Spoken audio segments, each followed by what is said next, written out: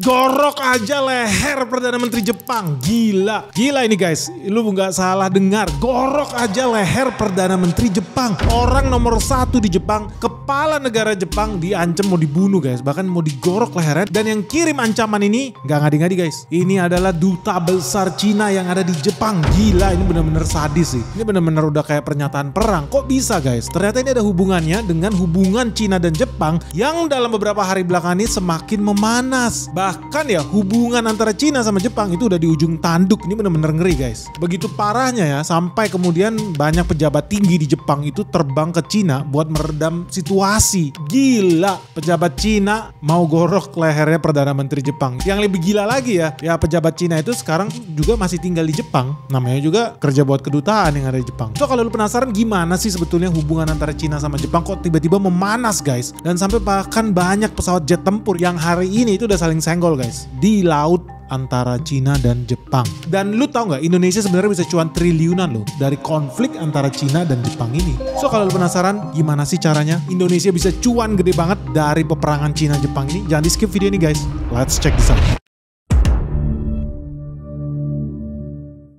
Jadi guys, asal usul ya prahara antara Cina Jepang ini gara-gara pernyataan Perdana Menteri Jepang, perempuan yang pertama dan satu-satunya sepanjang sejarah Jepang. Itu dia bikin pernyataan gila. Dia bilang apa namanya, Takaichi. Si Takaichi ini bilang, masalah Taiwan ini makin lama makin parah nih, makin genting nih. Dan Jepang harus bisa mengantisipasi. Jadi ambil tindakan preventif nih kalau seandainya terjadi skenario terburuk. Maksudnya apa tindakan preventif? Dilanjutin lagi sama dia, ini memang gak pakai otak nih dia komen nih. Dia bilang kalau Cina nyerang Taiwan, maka Jepang harus menurunkan pasukannya yang namanya JSDF, Japanese Self Defense Force. Nah ini betul-betul pernyataan yang luar biasa error sih guys. Kenapa? Karena lu bayangin ya, dari sudut pandang Cina, Taiwan itu kan provinsi mereka. Isinya gerakan separatis ya, sama kayak orang Indonesia lah. Lu nganggap Papua yang mau merdeka itu kan gerakan separatis. Tiba-tiba lu bayangin Perdana Menteri Jepang bilang kalau ada KKB di Papua yang diserang, ditembak sama orang Indonesia, Jepang berhak turunin pasukan ke situ. Lu marah nggak? Nah dari sudut pandang itu, dari perspektif itu, itulah yang terjadi di Cina hari-hari ini. Jadi orang Cina ketika melihat statement orang nomor 1 di Jepang, kok bisa-bisanya mau menurunkan militer untuk membela provinsi yang memberontak, itu maksudnya Taiwan di sini. Ya orang pada heboh, orang pada marah dan kesal. Bahkan ya konsulat jenderal Cina yang tinggal di Jepang, dia by the way tinggal di Osaka, nyalinya tinggi banget. Dia langsung komen di Twitter, dia bilang kita harus menggorok leher yang kotor ini tanpa ragu sedetik pun. Gila, ini Sechen ini konsul loh. Dia itu setara duta besar Cina lah buat Jepang. Cuman dia tinggalnya di Osaka. Jadi lu bayangin konsulat jenderal Cina, ini pejabat tinggi lah kalau di Kementerian Luar Negeri, itu sampai bilang di X, di ruang publik di Twitter, gorok lehernya. Gila nggak? Ini ngeri banget sih. Ya kalau lu lihat, lu bisa lihat cuplikannya di sini. Cuman ya sekarang udah dihapus. Dalam beberapa jam ternyata sempat dihapus, tapi ya kita sempat capture itu. Dan yang lebih seru lagi, pernyataan itu bukannya minta maaf ya, namanya orang diplomat biasanya bahasa diplomatis, sorry salah pencet, salah kirim, salah ketik, atau asisten saya mainan handphone, atau anak saya main handphone salah kirim. Enggak, malah pernyataannya Sechen ini, konsulat jenderal Cina yang ada di Osaka, didukung sama pemerintahan Cina. Lu tahu pemerintahan Cina bilang apa? Pemerintah Cina langsung bikin respons guys. Dia langsung ngomong nih, juru bicara Kementerian Luar Negeri Cina, si Lin Jian itu, dia bilang dia membela pernyataan sikap yang ada di Twitter yang mau gorok leher Perdana Menteri Jepang itu, dibela sama dia malah. Dan dia bahkan mendesak Jepang guys untuk menghentikan dukungan kepada separatis yang ada di Taiwan. Gila, malah di top up nih. Dia bukan bikin cooling down tapi malah dia top up. Seru nih guys. Dan akibatnya apa? Dan akibatnya udah tahu ya? Ya tentu saja udah tahu. Masing-masing negara hari ini saling memanggil duta besar masing-masing nih. Ditanyain maksud lu apa? Wajar lah ini. Kalau nanti eskalasi lebih tinggi, nanti ada persona non grata. Artinya duta besarnya di-kick, ditendang, dibuang guys. Nggak boleh lagi masuk di negara itu. Nah karena kan dianggap gini, duta besar itu kan setingkat negara. Perwakilan suatu negara yang ada di negara lain. Bahkan begitu eksklusifnya, begitu tingginya ya, wilayah kedutaan itu dianggap wilayah negara lain. Jadi pasukan, tentara, polisi dilarang masuk ke kedutaan negara manapun karena dianggap itu wilayah teritori negara tersebut. Jadi maksudnya kalau Cina punya kedutaan di Jepang, itu dianggap wilayah Cina. lokasi kedutaan itu. Orang nggak bisa sembarangan masuk. Lo kalau masuk, lo bawa paspor, dianggap udah negara lain. Nah sekarang mereka udah panggil-panggilan duta besar, ada kemungkinan bisa eskalasi. Kenapa bisa begitu? Ya karena ternyata nggak lama setelah saling serang ini di Twitter antara Jepang sama Cina, lu tahu yang dilakukan Cina? Cina kirim drone guys, pesawat drone ke langit-langit Jepang. Wah, warga di sana pada panik. Sampai kemudian Angkatan Udara Jepang itu mengirim pesawat jet tempurnya buat menghalau drone-drone Cina ini. Gila, ini udah perang sci-fi nih guys. Lu bayangin pesawat tanpa awak, pesawat tanpa pilot terbang sendiri, melakukan pengintaian dan mungkin bisa pengeboman juga di wilayah Jepang. Untung langsung di stop nih sama pesawat jetnya Jepang. Cuma namanya juga Jepang ya, teknologinya abal-abal ya. Pesawat dia masih disetir pakai pilot. Nggak canggih nih Jepang nih. Tapi yang paling penting gini loh, konteks pertarungan antara dua negara ini hubungannya sama Indonesia apa dan gimana caranya kita ngambil keuntungan dari situ, kan itu yang paling penting. Ini kan ngomong kepentingan nih. Intinya Cina sama Jepang mau saling bunuh dan Indonesia bisa dapat benefit apa dari situ. Karena ternyata setelah mereka saling serang ini dan saling kirim pesawat jet tempur ini, apa yang terjadi? Pemerintah Cina langsung mengeluarkan himbauan travel warning. Mereka kirim himbauan kepada seluruh rakyat Cina, jangan mengunjungi Taiwan dan jangan mengunjungi Jepang. Dan ini langsung mengakibatkan kepanikan di semua wisatawan, turis, dan rakyat yang ada di Cina. Tapi juga menyebabkan kepanikan ke para pelaku usaha yang ada di Jepang. Kenapa? Nah ini penting nih guys. Jadi lu tahu ya, sumbangsi sektor pariwisata itu gede banget buat perekonomian Jepang. Dan lu tahu dalam 1 tahun Jepang itu berhasil menarik 36 juta wisatawan asing. Gila, negara sekecil itu 36 juta wisatawan asing datang Indonesia aja termehek-mehek buat bisa dapat 20 juta wisatawan asing. Itu pun paling banyak Batam, Singapura, atau dari Timur Leste ke NTT, Timur Leste ke NTT. Itu dicatat tuh sebagai wisatawan asing. Nah di Jepang enggak? Jepang itu 36 juta wisatawan asing loh yang datang ke Jepang. Ternyata sekitar 6 jutanya alias 20%-nya itu wisatawan dari Cina. Artinya gini, 1/5 nyawa pariwisata di Jepang berasal dari turis Cina. Sangat powerful. 1/5 lu bayangkan. 6 juta orang Cina ke Jepang setiap tahunnya. Nah lu udah tahu dong, saat-saat yang paling bagus ya buat liburan itu kan biasanya liburan anak sekolah. Atau kalau di Indonesia liburan anak sekolah, libur lebaran. Dan yang terakhir apa? Liburan Natal dan Tahun Baru. Begitupun orang Cina yang datang ke Jepang. Ternyata banyak yang mau datang ke Jepang merayakan Natal dan Tahun Baru. Diperkirakan di bulan November-Desember ini ya ada 1,5 juta manusia dari Cina yang ke Jepang buat liburan. Tetapi karena Perdana Menteri Jepang asal jeplak, terjadi konflik di twitter.com. Dan mereka mau saling bunuh, mau saling gorok leher, lu bayangkan. Cina keluarkan travel warning, wisatawan Cina yang pergi ke Jepang langsung drop guys. Tadinya 1,5 juta orang rencananya berangkat nih bulan ini. Sekarang drop 500.000 orang. Langsung cancel tiket pesawatnya, cancel kamar hotelnya. Gila sih. Gila, ini cepet banget nih Cina. Begitu bikin pernyataan perang. Bentar guys.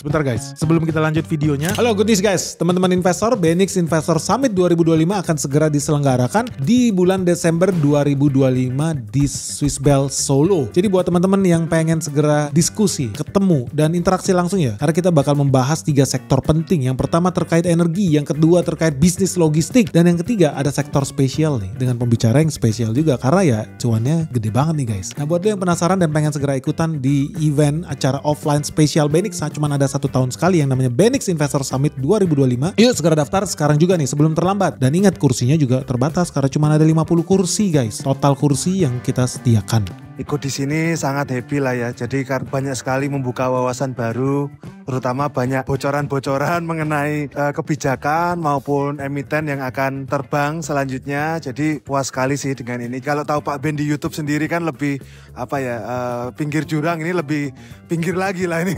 Mengikuti BENIX Investor Summit ini setelah 2 kali, saya mendapatkan manfaat bahwa kalau kita bisa memahami fundamental atas perusahaan dan forecast untuk perusahaan kedepannya, kita pasti akan mendapatkan hasil yang jauh lebih baik.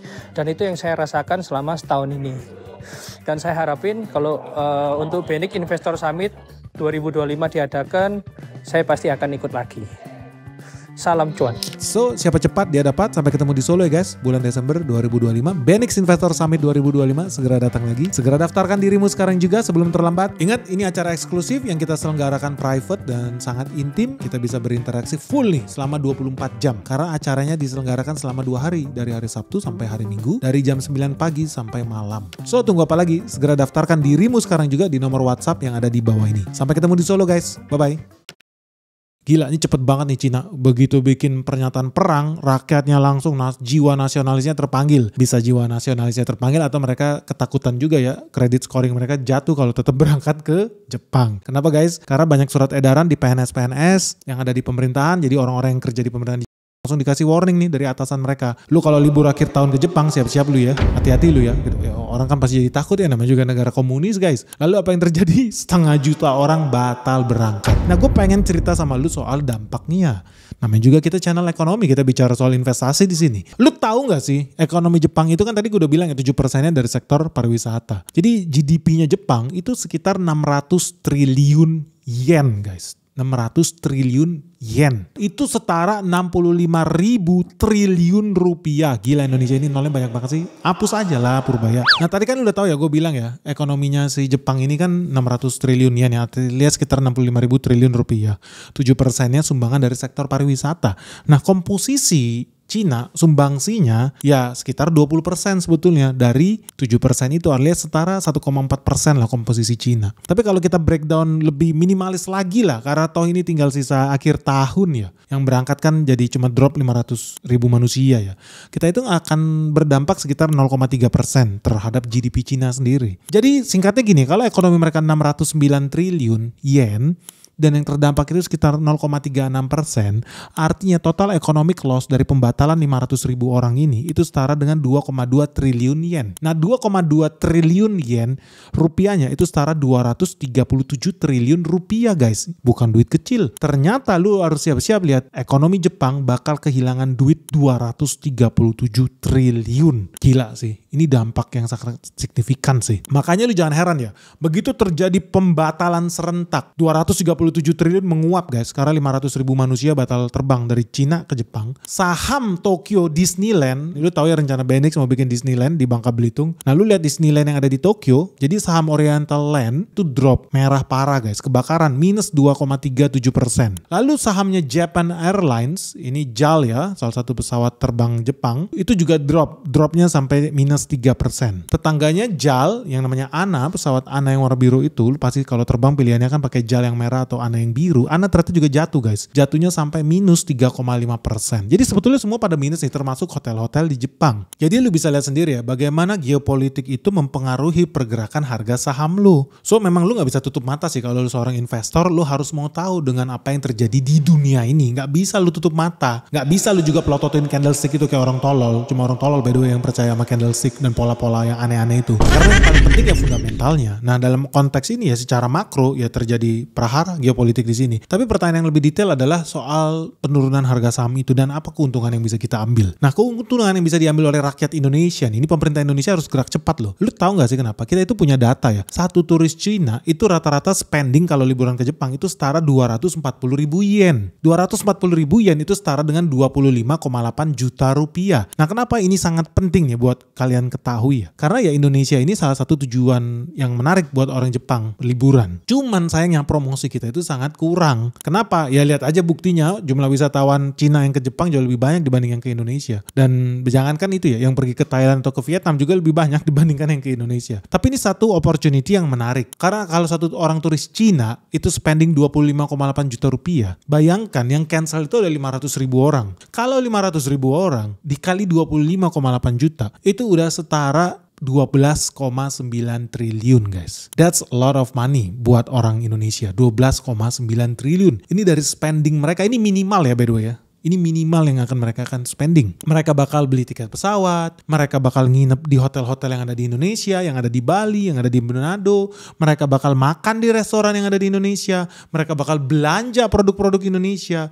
So 12,9 triliun, lu tau gak kenapa itu penting banget buat kita bisa capture? Karena lu tahu APBD Bali tuh yang hobinya jadi destinasi wisatawannya aja, APBD Bali tuh guys cuman 5,3 triliun. Lu bayangin cuma 5,3 triliun, 5,3 triliun. Kalau orang-orang yang cancel, turis-turis Cina ini cancel, yang ke Jepang itu kan udah cancel 500.000, kita bisa tarik. Artinya Bali bakal terima pendapatan setara 2 kali APBD-nya, setara 2 tahun Bali loh. Kan gila sih kalau kita ngambil peluang ini. Atau biar lu dapet konteks yang lebih clear lagi, Lombok lah, Nusa Tenggara Barat. Kalau kita bisa tarik turis-turis Cina yang cancel itu terbang ke Lombok hari ini, lu tahu APBD NTB itu cuma 5,7 triliun. Alias ya ini Lu bisa dapat 2 tahun APBD-nya Bali, 2 tahun APBD-nya NTB, Lombok, kalau seandainya kita bisa tarik itu. So dari sini sebetulnya ada opportunity guys yang bisa kita lakukan. Yang maksud gue sih gini loh, kalau lu kerja di Kementerian Pariwisata ya, atau kalau lu kerja di Pemprov Bali kayak atau NTB kayak atau Manado, dan lu punya kepusingan PAD kita gimana caranya, ini adalah detik yang pas buat lu segera terbang cus ke Cina. Kasih promo kalau perlu diskon, subsidi tiket pesawatnya. Kayak pemerintah Thailand, mereka tuh mensubsidi turis asing supaya pergi liburan ke Thailand. Nah kenapa nggak kita lakukan yang sama? Lu punya ide kreatif kayak supaya kita bisa tarik duit Cina itu, kita download wisatawan Cina itu terbang ke Indonesia. Kalau perlu kasih diskon tiket atau gratis bahkan, tapi satu arah, pulangnya bayar. Itu yang dilakukan oleh Thailand. Jepang juga melakukan subsidi yang sama kok. Lu kalau naik pesawat sekarang di Jepang ya, dari kota-kota yang ada di Jepang, internal flight berarti itu juga digratisin sama pemerintah. Biar ekonomi daerah yang ada di Jepang itu berkembang, bertumbuh. Jadi lu mendarat ke Tokyo, lu bayar sendiri. Tapi dari Tokyo ke kota-kota kecil, lu mau pergi ke Sapporo, lu mau pergi ke Osaka, lu mau pergi ke Kawaguchi, itu lu gratis guys. Kasih promo sama pemerintahnya. Nah Indonesia juga sebetulnya bisa lakukan yang sama ya. Tapi pertanyaannya, kenapa orang Indonesia nggak mau ambil kesempatan ini ya? Duitnya gede loh guys, ini bisnis triliunan loh. Padahal kita bisa ambil itu. Dibanding 500.000 orang ini bawa duitnya triliunan itu ke Thailand atau ke Vietnam atau malah judi ya ke Singapura. Lebih enak ya dibanding ke Indonesia. Kalau menurut lu gimana guys? Lu setuju nggak kalau pemerintah provinsi di Bali, di Manado terbang tuh ke Cina, langsung ajak mereka liburan ke Indonesia? Gak usah rayain Natal tahun baru di Jepang, saatnya merayakan Natal tahun baru di Indonesia. Lu setuju gak sih mereka bakal kesana atau mereka bakal lebih sibuk, namanya juga akhir tahun, mendingan sibuk ngerjain proyek bongkar pasang trotoar? Menurut gimana yang akan dilakukan oleh pemerintah daerah di Indonesia? Berusaha menarik wisatawan asing liburan ke daerahnya, atau yang kedua bongkar pasang trotoar? Easy money guys. Menurut lu apa sih yang akan dilakukan oleh pemerintah daerah di Indonesia? Wih, sayang banget ya. Ini opportunity yang sangat luar biasa sih yang kita harusnya bisa ambil. Dan gue sih sangat berharap kita bisa lakukan itu. Kenapa? Karena detik ini ketika gue bikin video ini, lu tahu Kementerian Pariwisata yang ada di Vietnam dan Thailand lagi cus ke Cina. Kampanye besar-besaran supaya mereka visit Thailand. Indonesia kemana ya? Dan satu hal yang paling penting guys, seandainya ya wisatawan Cina ini berhasil kita yakinkan buat visit Indonesia, menurut lo emiten apa sih yang bakal diuntungkan? Gila nih duitnya gede guys, 12 triliun loh minimal bakal kita dapat. Oke guys, semoga video ini bermanfaat. Ditunggu komentar kalian seperti apa. Jangan lupa subscribe video ini dan share sebanyak-banyaknya. Salam sehat, salam cuan, bye bye.